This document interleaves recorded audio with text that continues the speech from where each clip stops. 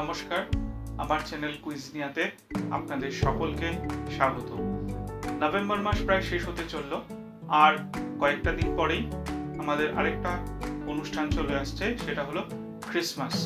আর তার কয়েকদিন পরেই হচ্ছে নিউ ইয়ার। তো এই ক্রিসমাসে আমরা অনেক ধরনের খাবারই খেয়ে থাকি, কিন্তু তার মধ্যে যে খাবারটা ছাড়া ক্রিসমাসটা একেবারেই অসম্পূর্ণ সেটা হলো ফ্রুট কেক।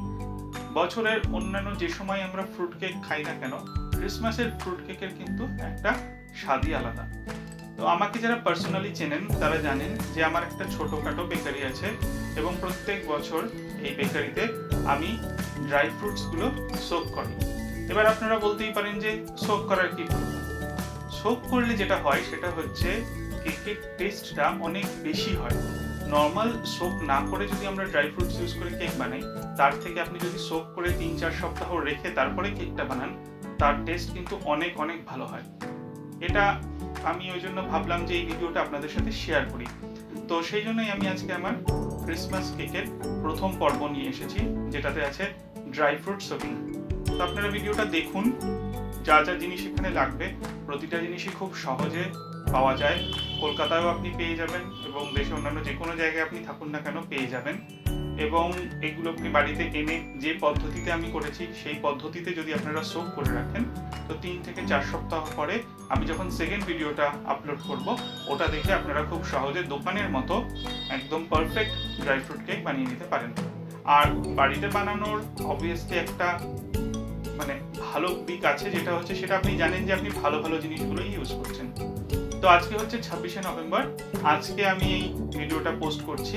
এর ঠিক 3 সপ্তাহ পরে আমি আবার আমার সেকেন্ড ভিডিও এই ড্রাই ফ্রুট কেকের দ্বিতীয় পর্ব, অর্থাৎ বেকিং এর যে পদ্ধতিটা সেটা নিয়ে ফিরে আসবো।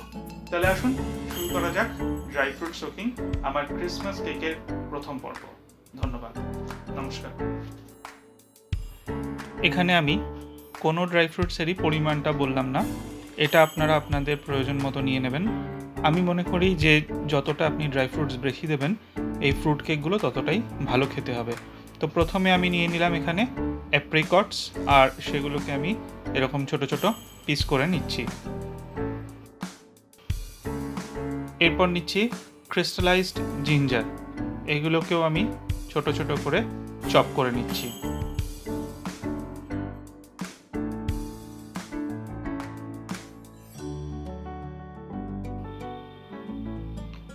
চপিংয়ের সাইজটা একটু দেখে নেবেন।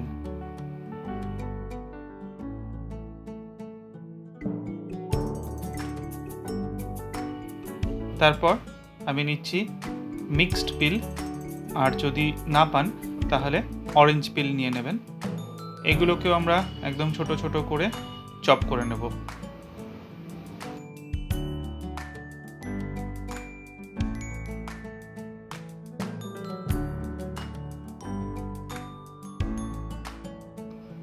নেক্সট আমরা নিচ্ছি ডেটস বা খেজুর।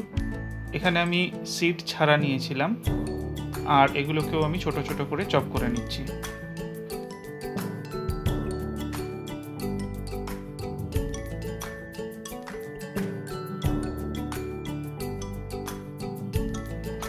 যেটা ছাড়া ক্রিসমাস কেক অসম্পূর্ণ, টুটি ফ্রুটি। আমি নিয়েছি মিক্সড কালারের টুটি ফ্রুটি, আপনারা চাইলে এক রকমের টুটি ফ্রুটিও নিতে পারেন। তারপর ব্ল্যাক রেজিনস আমি নিয়েছি। আপনারা যদি ব্ল্যাক রেজিনস না পান কোনো অসুবিধা নেই, নর্মাল যে পাওয়া যায় সেটাই নিতে পারেন। তারপর আমি নিয়েছি black currents. Black currents easily মার্কেটে অ্যাভেলেবেল থাকে, তো সেইটা আপনারা নিতে পারেন, না ইচ্ছে করলে স্কিপ করবেন। এবার একটা গ্লাস জার, যেটা শুকনো, পরিষ্কার এবং এয়ারটাইট হবে, সেরকম একটা গ্লাস জার নিয়ে আমি তাতে একে একে সমস্ত ড্রাই ফ্রুটসগুলো দিয়ে দিচ্ছি। আমি এতে এখন মোরব্বাটা দিলাম না, যেটা চাল কুমড়োর মোরব্বা বলে পরিচিত। তো ওটা আমি কি করব, যখন আমি কেকটা বেক করব তখন আমি ওটা দেব। কারণ আমার মনে হয় অনেক সময় মোরব্বাটা যদি আমরা অ্যালকোহলে মিক্স করে সোক করে রেখে দিই, তো ওটা একটুখানি খারাপ হওয়ার একটা টেন্ডেন্সি এসে যায়। তো সেই জন্য ওটাকে আমি এখন স্কিপ করছি। যখন আমি 3 উইকস পরে এই কেকটাকে বেক করব, তো তখন আমি ওই মোরব্বাগুলোকে দেব।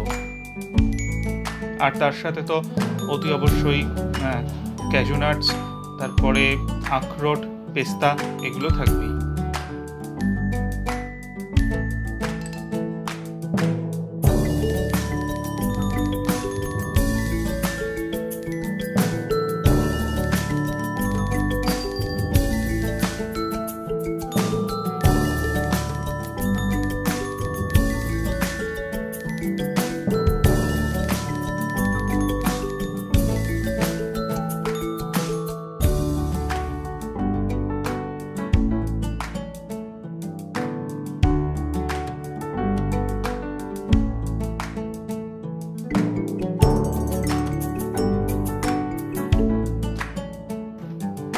এবার সবচেয়ে গুরুত্বপূর্ণ জিনিস যেটা অ্যালকোহল, আমি এখানে রাম নিয়েছি, আপনারা চাইলে ব্র্যান্ডিও নিতে পারেন। এইটা আমি এখানে ড্রাই ফ্রুটসের মধ্যে দিয়ে দিলাম। পরিমাণ কতটা দেবো সেটা নির্ভর করছে আপনি কতটা ড্রাই ফ্রুটস নিয়েছেন। এখানে আমার যে পরিমাণে ড্রাই ফ্রুটস আমি নিয়েছিলাম তাতে আমি 250 ml মতো রাম দিয়েছি। এবার এই কন্টেনারটাকে মুখটাকে টাইট করে আটকে রেখে ভালো করে ঝাঁকিয়ে নিতে হবে যাতে সব ড্রাই ফ্রুটসগুলো মিশে যায়, কারণ এরপর যখন আপনি এটাকে থেকে ইউজ করবেন বার করে, যাতে আপনি মিক্সচারটা পান, এরকম না হয় যে কোথাও বেশি কোথাও কম। এবার এটা এরকমভাবে ঝাঁকিয়ে নিয়ে আপনি রুম টেম্পারেচারে রেখে দেবেন। রুম টেম্পারেচারে রাখবেন, ফ্রিজে কিন্তু রাখবেন না, এটা সবসময় রুম টেম্পারেচারে রাখবেন। আর 2 থেকে 3 দিন পর পর এটা একবার বার করে নিয়ে আবার ঝাঁকিয়ে রেখে দেবেন। তাহলে দেখে নিলেন ড্রাই ফ্রুটস সোকিংয়ের প্রসেসটা। জাস্ট 3 উইকস পরে আমি ফিরে আসবো দ্বিতীয় পর্ব, অর্থাৎ ক্রিসমাস কেক বেকিং দিয়ে। ধন্যবাদ।